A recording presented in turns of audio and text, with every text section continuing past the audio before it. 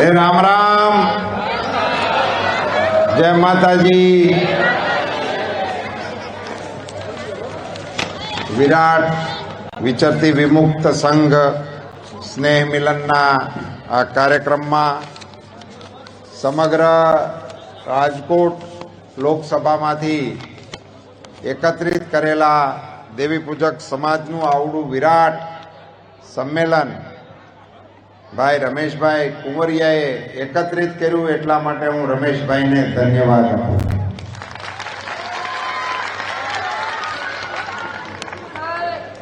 પ્રદેશના પ્રમુખ ભાઈ શ્રી રમેશભાઈ કુંવરિયા, રાજકોટ જિલ્લાના પ્રમુખ ભાઈ મુકેશભાઈ વાડોદરિયા, અહીંયા મંચ પર બિરાજમાન રાયગણભાઈ જખાનિયા, મુન્નાભાઈ જખાનિયા, રવિભાઈ સોલંકી, અમિતભાઈ ડાભી, અશ્વિનભાઈ સોલંકી, ગોવિંદભાઈ વઢિયારી, મારી સાથે અમારા પક્ષના આગેવાનો અહીંયા આજે જોડાણા છે. રાજ્યસભાના સભ્ય આદરણીય રામભાઈ મોકરિયા, કિશોરભાઈ રાઠોડ, પ્રતાપભાઈ કોટક, પૂર્વ નગરના અમારા અધ્યક્ષ પણ હતા, અને જીઆઈડીસીમાં હું ચેરમેન હતો ત્યારે મારી સાથે ડાયરેક્ટર તરીકે પણ તેઓએ સેવાઓ આપેલી હતી. આપણા રાજકોટના વરિષ્ઠ આગેવાન છે. આપ સૌ વિશાળ સંખ્યામાં ઉપસ્થિત ભાઈઓ, બહેનો, બાળકો, આપ સૌને મારા જાજાથી જય શ્રી કૃષ્ણ.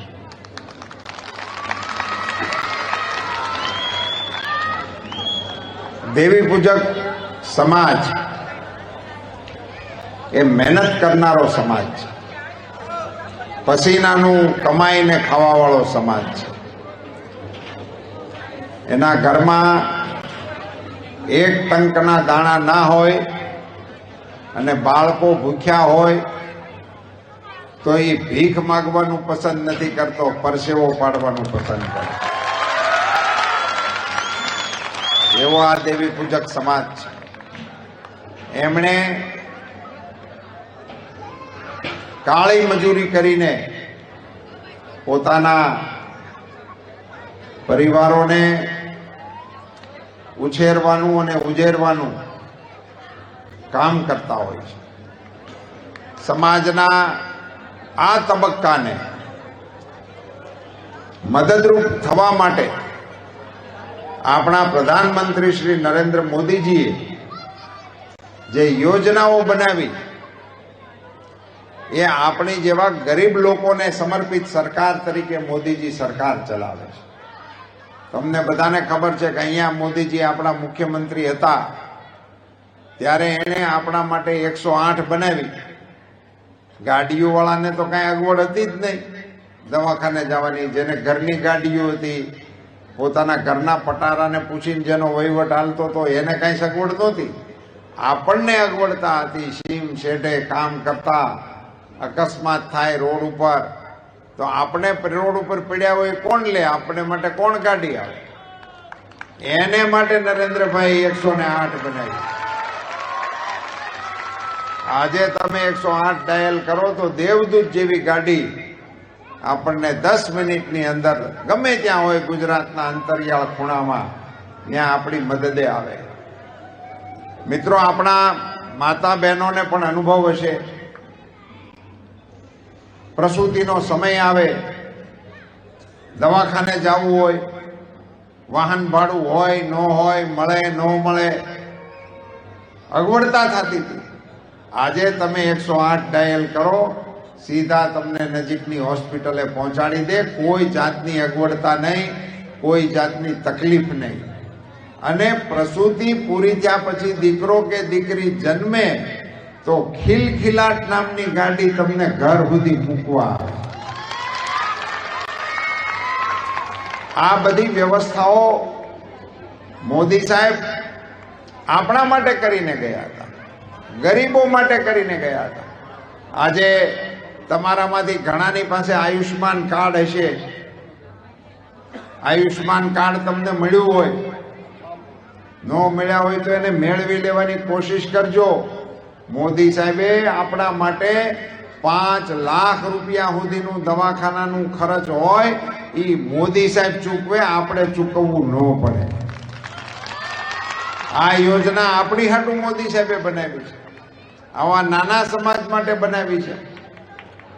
અને હવે તો મોદી સાહેબ નવો એક નિર્ણય કરવાના છે. આ નવી સરકાર બન્યા પછી 70 વર્ષની ઉપરના જે કોઈ થાય એને બધાને આયુષ્માન કાર્ડ આપી દેવાના છે. એટલે હવે વડીલો જેટલા હોય એની ઉપાધિ એના કુટુંબ વાળાએ કરવાની નથી, મોદી સાહેબ કરશે. આવી વ્યવસ્થાઓ એ આપણા માટે મોદી સાહેબ કરી રહ્યા છે.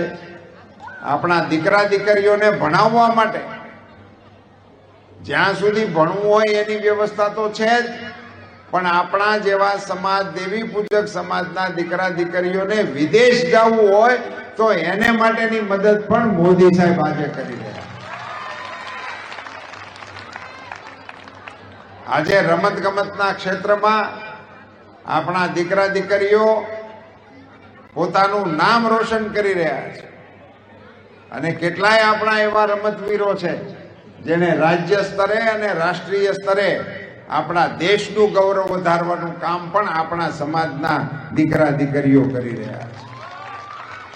આ પ્રકારનું માહોલ જ્યારે દેશની અંદર ચાલી રહ્યું હોય ત્યારે ભારતીય જનતા પાર્ટીના લોકસભાના ઉમેદવાર તરીકે મને પાર્ટીએ અહીંયા રાજકોટમાંથી ઉમેદવારી કરવાની તક આપી છે. ત્યારે આપ સૌ દેવી પૂજકના ભાઈ બહેનોને મારી વિનંતી છે કે આપ સૌ 7મી તારીખે વધુમાં વધુ મતદાન, એક પણ મત આપણો પડ્યો ન રહે એને માટેની યોજના બનાવજો. બધા મત પડી જવા જોઈએ અને તડકો થાય એની પહેલા પડી જવા જોઈએ, નહીતર પછી તડકાના આળા કરી જાઓ. તડકો થાય એની પહેલા 6 વાગ્યામાંથી મતદાન, 7 વાગે મતદાન શરૂ થઈ જવાનું છે. અને આપણે તો વહેલા ઉઠીને સીમ શેઠે કામ કરવાની ટેવ વાળા છીએ, તો આપણે 6:30 લાઈન લગાડી દેવાય. અને પહેલું મતદાન દેવી પૂજક સમાજનો દીકરો કે દીકરી કરે એવું આ વખતે કોશિશ કરો. હું કુંવરિયાજીને, રમેશભાઈને વાત કરીશ અને મુકેશભાઈ છે આપણા જિલ્લાના પ્રમુખ તરીકેની જવાબદારી જેને સોંપી છે એને કહીશ કે દેવી પૂજક સમાજના કેટલા મતદારો છે એનું લિસ્ટ બનાવો અને 5 વાગે પ્રમુખ તરીકે તમે ઘોષણા કરી શકો કે અમારા 100% મતદાન થઈ ગયું છે એવું નિવેદન તમારું આવવું. એ પ્રકારની કામગીરી આપણે બધા સાથે મળીને કરીએ અને મોદીજીના હાથ મજબૂત કરી દેશને મહાસત્તા બનાવવાનો મોદીજીનો જે સંકલ્પ છે એમાં દેવી પૂજક સમાજ પણ ટેકો કરે એવી આપ સૌને વિનંતી કરવા માટે આવ્યો હતો. હું રમેશભાઈને ફરીથી ધન્યવાદ આપું છું કે રાજકોટ મહાનગરની અંદર આપે સમાજનું સ્નેહ મિલન બોલાવીને સ્નેહ મિલનમાં મને પણ આપ સૌને 2 શબ્દો કહેવાની અને રામ રામ કરવાની તક આપી એ માટે એમનો પણ આભાર માનું છું. ફરીથી બધાને રામ રામ, જય માતાજી. નાના મોટા પ્રશ્ન હશો અત્યારે પછી રમેશભાઈ મને કાનમાં કહેવા આવ્યા કે અત્યારે તો તમે અમારા મહેમાન છો એટલે અમારે તમને કાંઈ ન કહેવાય, પણ પછી કાંઈક નાનું મોટું હોય તે અમારું ધ્યાન રાખજો. એ હું તમારું ધ્યાન રાખવા માટે જ અહીંયા આવ્યો છું. ધન્યવાદ.